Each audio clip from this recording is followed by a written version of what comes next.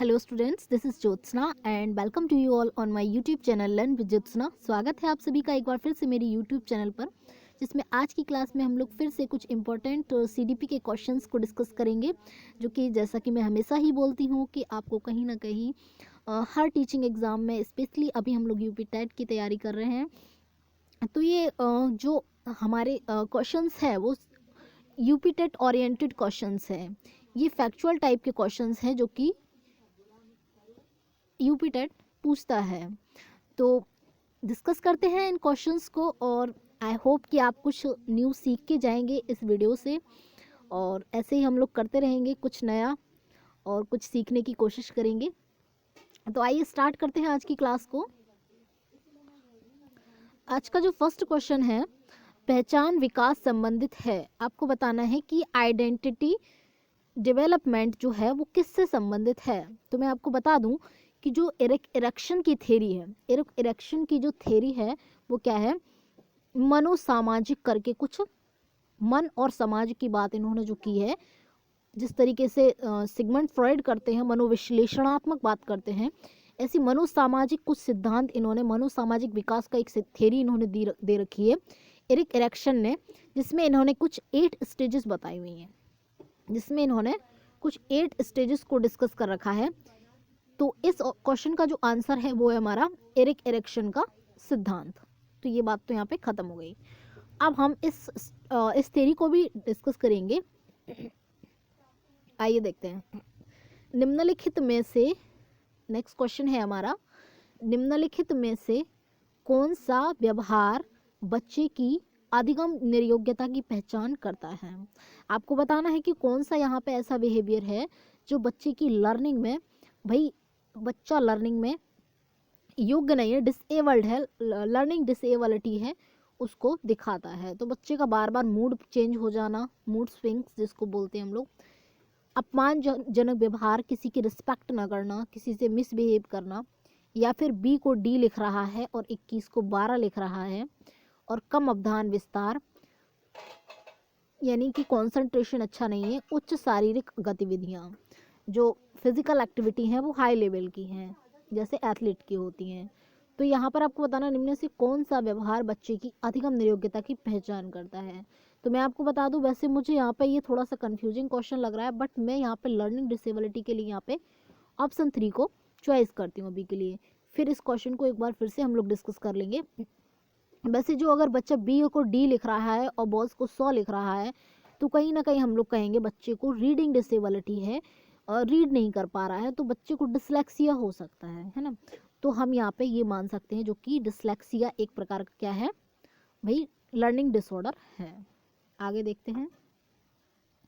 Next question है हमारा, अधिगम अंतरण का थॉर्नडाइक सिद्धांत कहलाता है। भाई थॉर्नडाइक ने कुछ थ्योरी दी थी, मैंने आपको कई बार बताया है। अधिगम अंतरण की भी इन्होंने थ्योरी दी है, जिसको एक और नाम से जानते हैं, इसको अनुरूप तत्वों का सिद्धांत भी कहते हैं।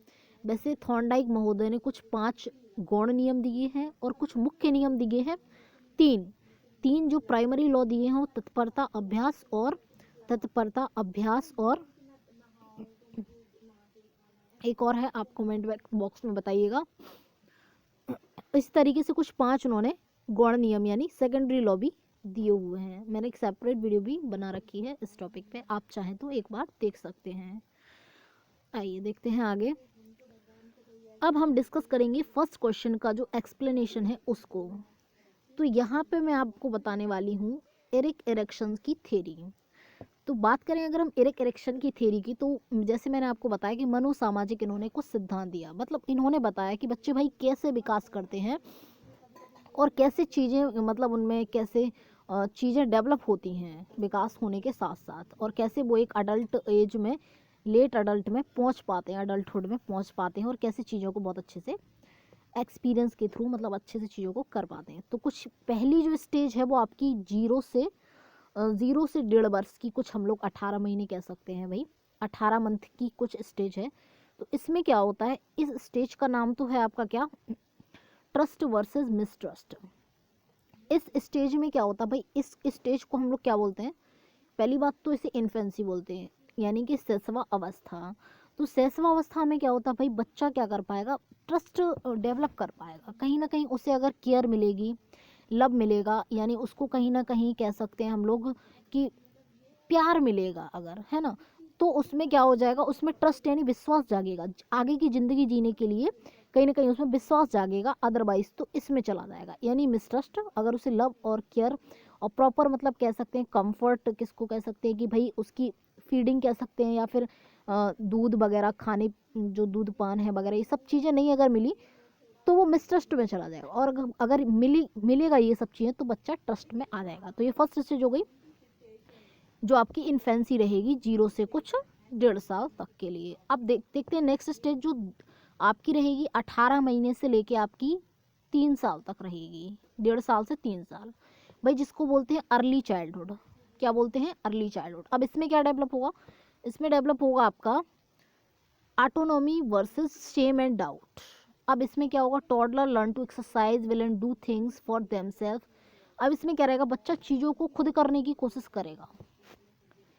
अब जैसे बोला उसने कौन सी एज है भाई आपकी, ये अर्ली चाइल्डहुड। अर्ली चाइल्डहुड बच्चा क्या कुछ खेल रहा है, कुछ चीज़ें एक्टिविटी कर रहा है, तो कहीं ना कहीं उसमें भाई अगर वो कर पाएगा तो ठीक है, अदरवाइज उसमें सेम रहेगी, शर्म कहीं ना कहीं रहेगी, है ना।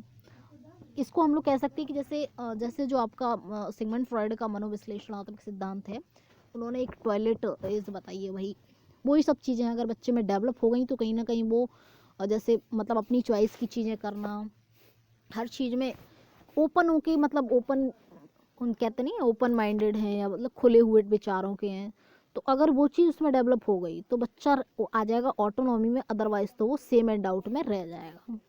तो ये हो गया आपका अर्ली चाइल्डहुड, जो कुछ 18 महीने से 3 साल की एज की बात हो रही है। नेक्स्ट है जो हमारी भाई तीसरी स्टेज है, कुछ 8 स्टेज मैं आपको बताने वाली हूँ। तीसरी स्टेज है प्ले स्टेज है, जो 3 से 6 साल की है। तो 3 से 6 साल की जो ये स्टेज है, इसमें क्या होता है वो भी हम लोग देख लेते हैं, 3 से 6 साल की, ठीक है। थर्ड स्टेज है इनिशिएटिव वर्सेस गिल्ट। अब इसमें क्या होता भाई, अर्ली चाइल्डहुड बच्चे की कौन सी एज है, प्ले एज है। इस एज में क्या करेगा बच्चा, खेलेगा, खेल कूद करेगा, एक्टिविटी करेगा, है ना, 3 से 6 साल में। Pre scholars learn to initiate task, बच्चों से एक दूसरे से कुछ करना सीखेगा भाई चीज़ें, और कैरी आउट प्लान्स, कुछ प्लान बनाना सीखेगा, है ना। और they feel guilty about effort to be independent, अगर वो अच्छे से चीज़ों को कर पा रहा है तो वो अपने आप को इनिशिएटिव समझेगा, अदरवाइज वो गिल्टी फील करेगा कि भाई मैं ऐसा नहीं कर पाया, मुझे ये चीज़ नहीं आती है। तो ये बात हो गई, एक प्ले स्टेज की बात हुई। नेक्स्ट जो आपकी स्टेज है वो क्या है, स्कूल एज। प्ले एज हो गई भाई, खेल की एज हो गई, अब स्कूल एज आ गई। क्या है भाई, स्कूल एज जो आपकी है वो है, ये आपकी 6 से 12 वर्ष की कुछ अवस्था है। 6 से 12 की जो आपकी अवस्था है वो आपकी हो गई स्कूल एज। अब ये जो स्कूल एज है, फोर्थ स्टेज है इंडस्ट्री वर्सेस इन्फीरियरिटी, ठीक है। अब इस स्टेज में क्या होगा, स्टेज में ये होगा कि children learn the pleasure. School age है भाई, बच्चा क्या करेगा, बच्चा प्लेजर यानी आनंद फील करेगा अगर वो चीज़ों को स्कूल में कुछ कर पाएगा। जैसे उस भाई स्कूल में उसको अगर कोई चीज़ लर्न करने के लिए दिया, कोई प्रोजेक्ट बनाने के लिए दिया, या फिर कोई सम्स सॉल्व करने के लिए दिए, या फिर कोई कह सकते भाई ड्राइंग आर्ट कुछ भी दिया, अगर वो चीज़ों को कर पा रहा है, मतलब अच्छी तरह से कर पा रहा है, तो वो मस्त मौज प्लेजर फील करेगा, अप्लाई कर पा रहा है चीज़ों को, टास्क को, जो टास्क दिया गया है तो कर पाएगा। तो अगर उसने चीज़ों को अच्छे से कर पाया तो वो इंडस्ट्रियस फील होगा। ये मैं आपको बता दूं, ये स्टेजेस एक दूसरे से जुड़ी हुई हैं। अगर बच्चे में ये चीज़ डेवलप हो जाएगी तो ये चीज़ तब वो यहाँ पे पहुँच पाएगा। तो अगर वो ऐसा कर पा रहा है कि भाई जो टास्क दिया है उसको अच्छे से कर पा रहा है, तो उसमें इंडस्ट्रियस बनेगा, वो इंडस्ट्रियस यानी आगे के लिए वो परिपक्व हो जाएगा। और अगर वो नहीं कर पा रहा है तो कहीं ना कहीं वो इन्फीरियरिटी, अलगावपन उसमें महसूस होगा कि भाई मैं इस काम के लायक नहीं हूँ। तो ये चीज़ हो गई। फिर आपकी आ गई फिफ्थ स्टेज की बात करें अगर हम, तो बात करें अगर हम फिफ्थ स्टेज की, ये है आपकी जो 12 से 20 साल की एडोलसेंस पे आ गए हम लोग। School, infancy, early childhood, play age हो गई, स्कूल एज हो गई 12, 6 से 12। अब 12 से कुछ 20 एज टीन एज, एडोलसेंस यानी किशोरावस्था, जिसको हॉले ने कुछ कहा है कि भाई आंधी और तूफान की अवस्था है आपकी, क्या है, आंधी और तूफान की अवस्था है। तो ये बात हुई। अब इस एज में क्या करेगा बच्चा, अपनी पहचान ढूंढता है। सभी लोग जानते हैं भाई 12 से 12, 13 से स्टार्ट हो गए, 19, टीन तक कह सकते हैं ना।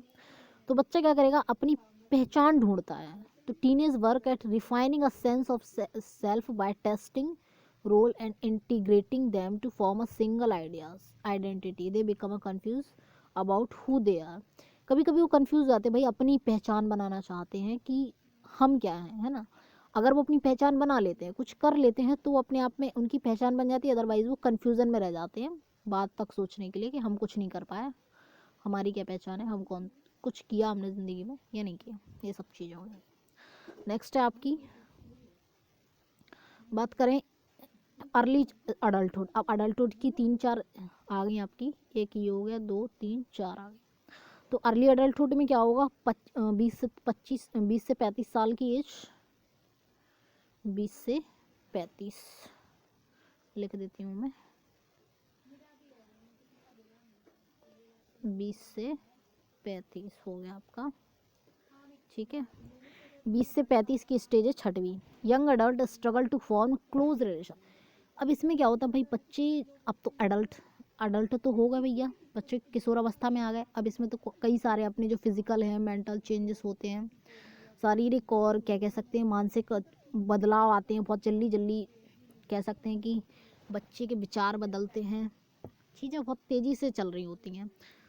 तो उस टाइम पे बच्चा क्या करता है, struggle to form close relation. उस टाइम पे बच्चा क्लोज रिलेशनशिप यानी कह सकते हैं कि भाई बहुत वैसे रिलेशनशिप्स यानी रिश्ते बनाने की कोशिश करता है।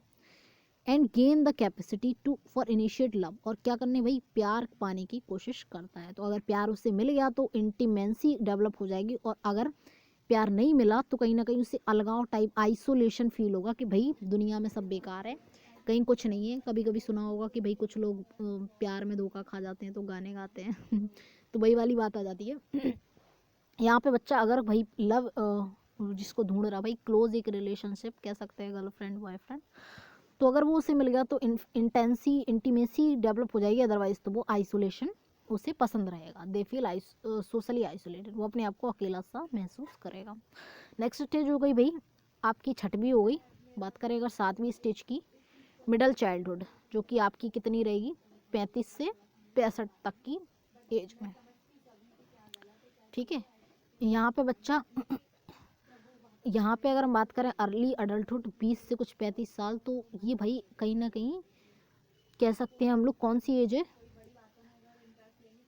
हस्बैंड वाइफ बनने की, मतलब बच्चों को प्यार करने की, अपने बच्चों को पालने पोसने की भी एज है ना।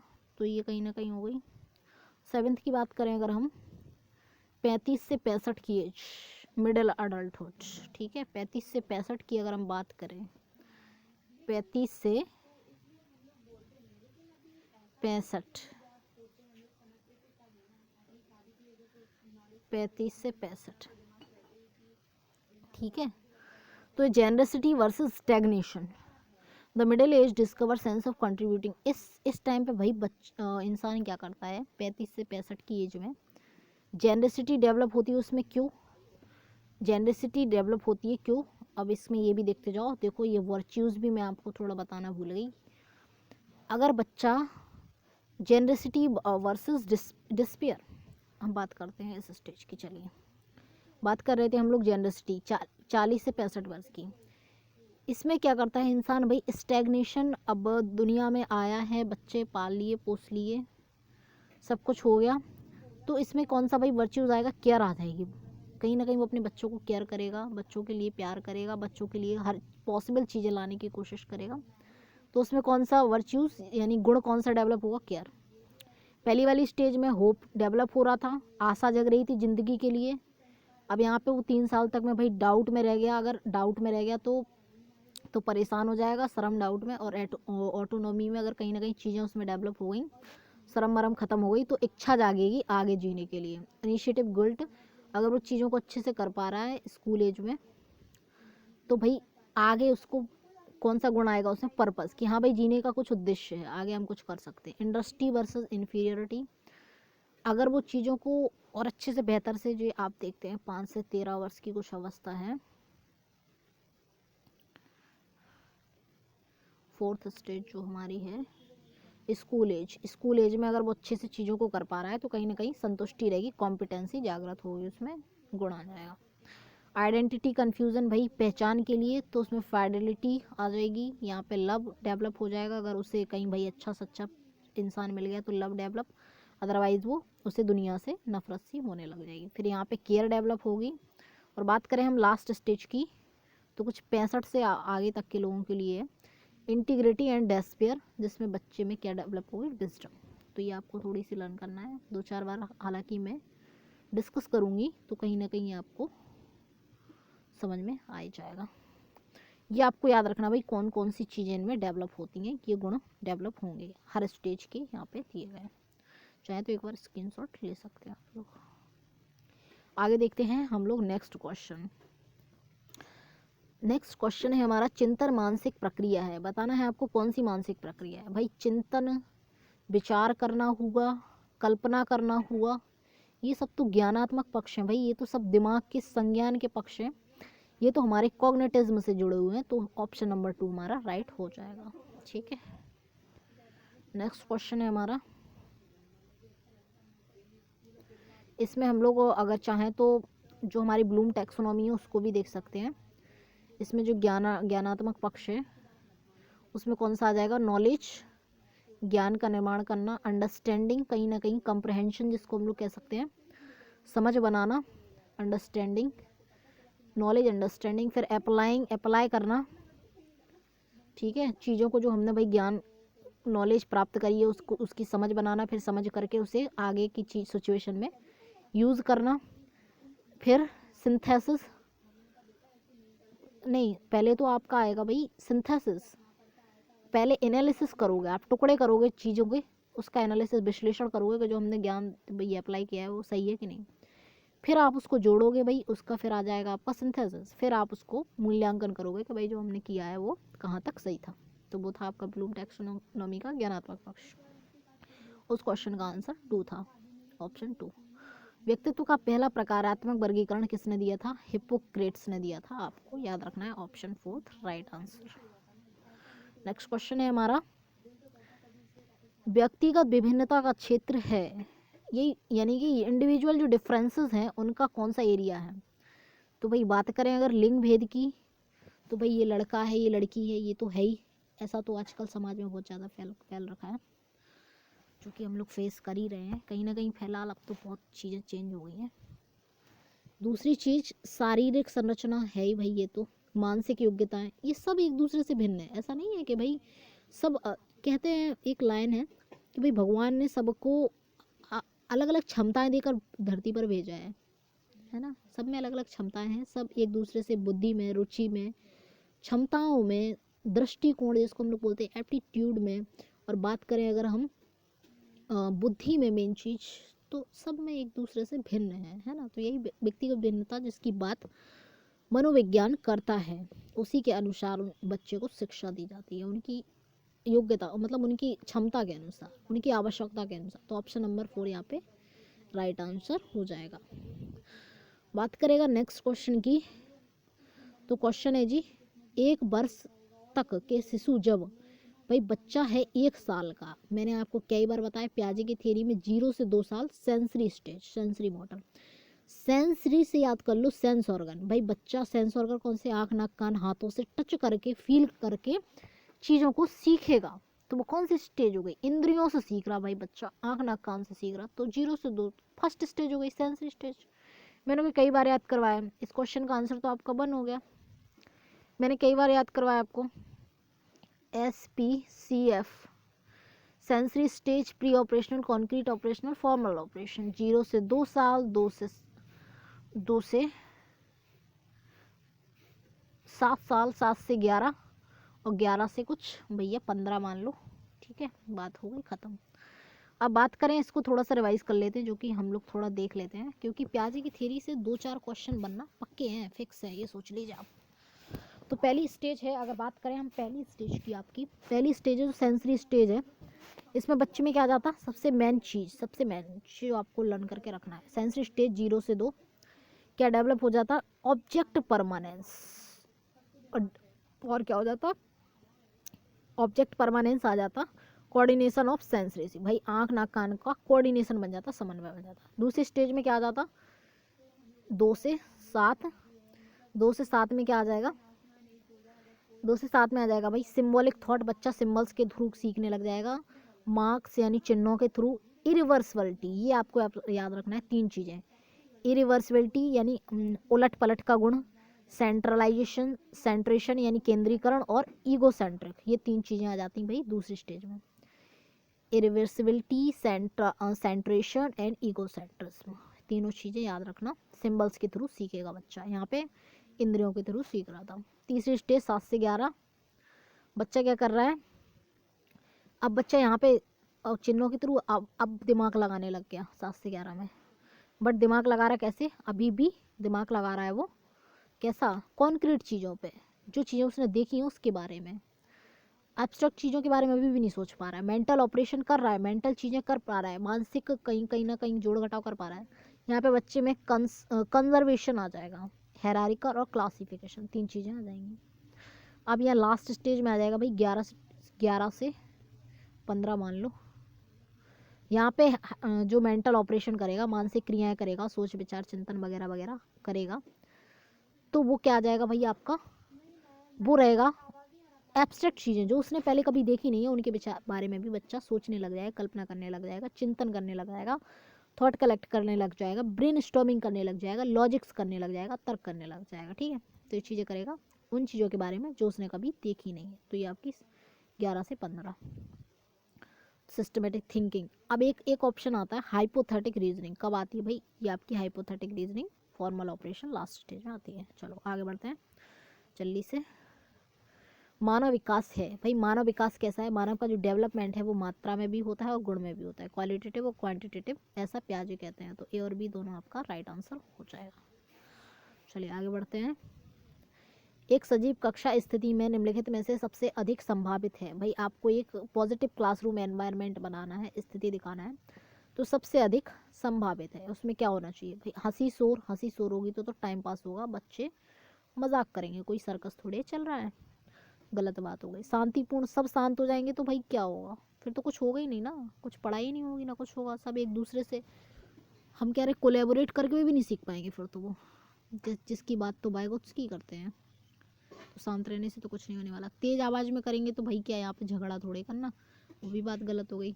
अब टीचर और बच्चे एक्टिव रहेंगे, टीचर से बच्चा कुछ सीखेगा ऐसा नहीं है, शिक्षण की प्रक्रिया में शिक्षक भी बहुत कुछ सीखता है बच्चे से, इस प्रक्रिया में केवल छात्र ही नहीं सीखता है, इस प्रक्रिया में तो शिक्षक भी बहुत कुछ सीखता है बच्चे से।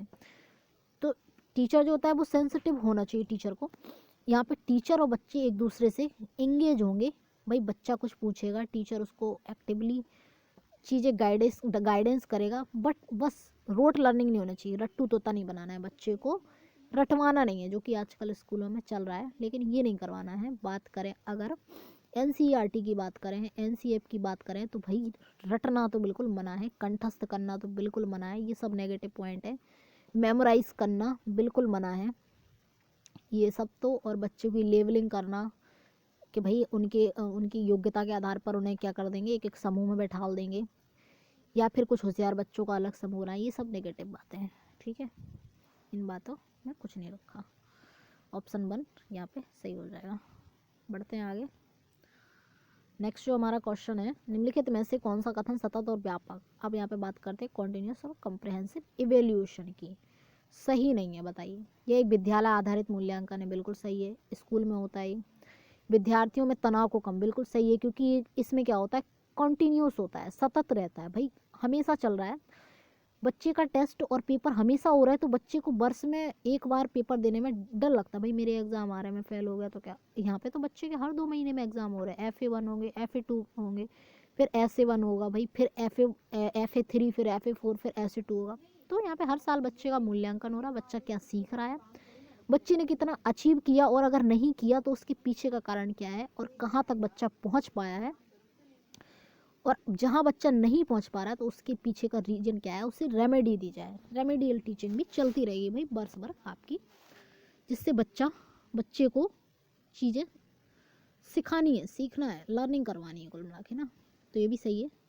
इसमें नंबरों के स्थान पर ग्रेड का प्रयोग बिल्कुल सही है, ग्रेड दिए जाते हैं इसमें, क्योंकि बच्चे को नंबर दे के हमें जो आप अपनी लर्निंग है वो कभी नंबरों से नहीं आंकी जा सकती है। कई बार आपने देखा है कि आप किसी और, सबसे बड़ी बात, एक क्वेश्चन या दो क्वेश्चन पूछकर आप किसी के ज्ञान का और बुद्धिमत्ता का आकलन नहीं कर सकते हैं। बात करें अगर फोर्थ ऑप्शन की, तो यही सही है यहाँ पे। जब 3 सही नहीं है तो यही होगा। टीचरों पे बोझ पड़ जाता है भाई। टीचर, अगर आपको बोझ नहीं चाहिए तो घर बैठो, क्योंकि अब स्वेटर बिनने वाले टीचरों की आवश्यकता स्कूलों में भी नहीं है और सरकार को भी नहीं है। ठीक है, तो फोर्थ ऑप्शन आपका बिल्कुल सही हो जाएगा। बढ़ते हैं आगे। नेक्स्ट क्वेश्चन देखते हैं। निम्नलिखित में से समस्या समाधान को क्या बाधित नहीं करता है?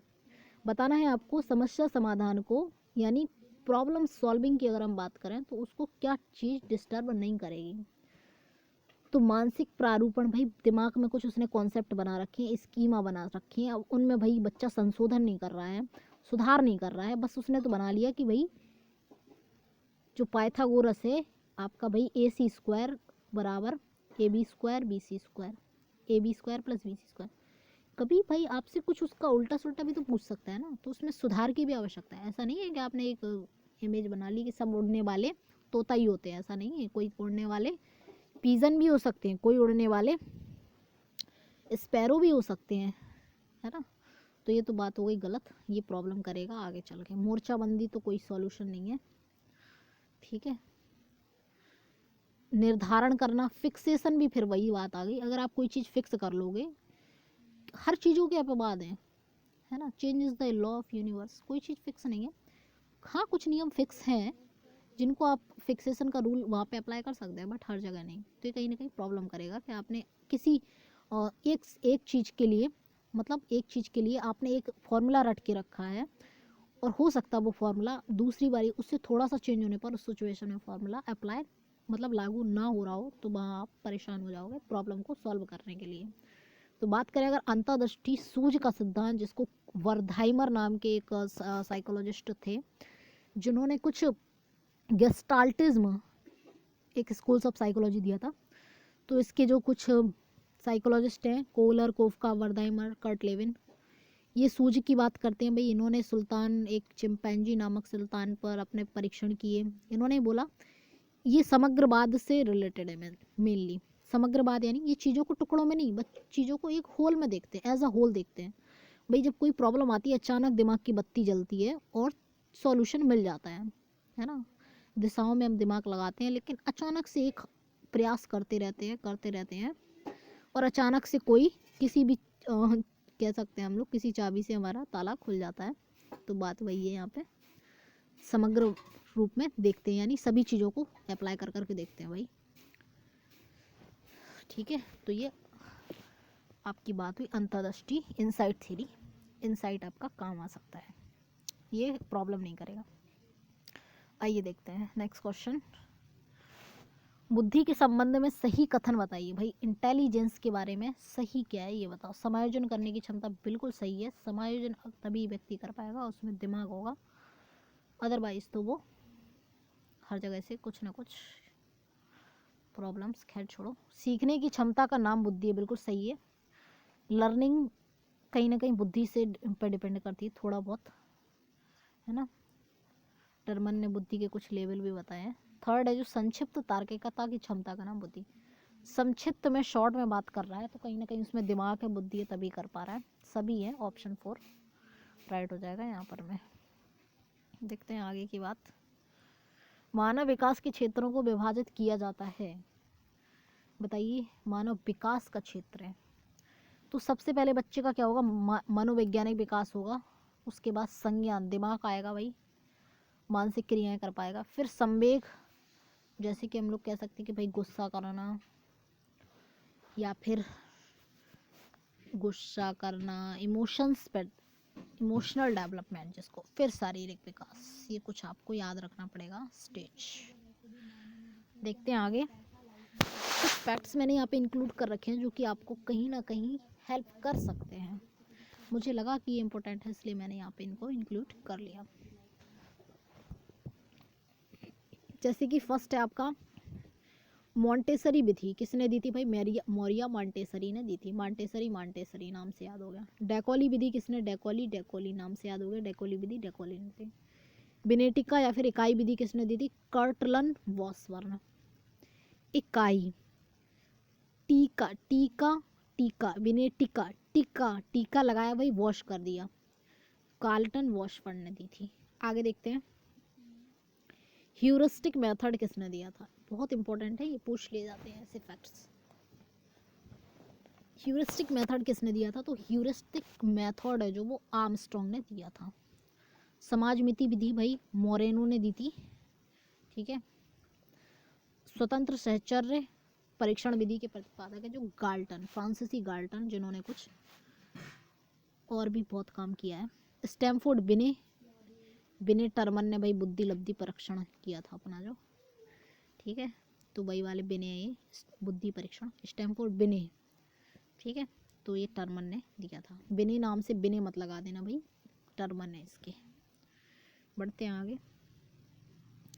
बात करें अगर पोर्टियस भूल भुलैया परीक्षण प्रतिपादन SD पोरेटिशियन ने, इनके ही नाम से पोर्टिशियन, बट आपको यहाँ पे याद रखना पड़ेगा भूल भुलैया मेथड। भूल भुलैया किसने दिया? पोर्टियस ने दिया, और पोर्टियस इनका नाम भी है, इन्हीं के नाम पे बना है।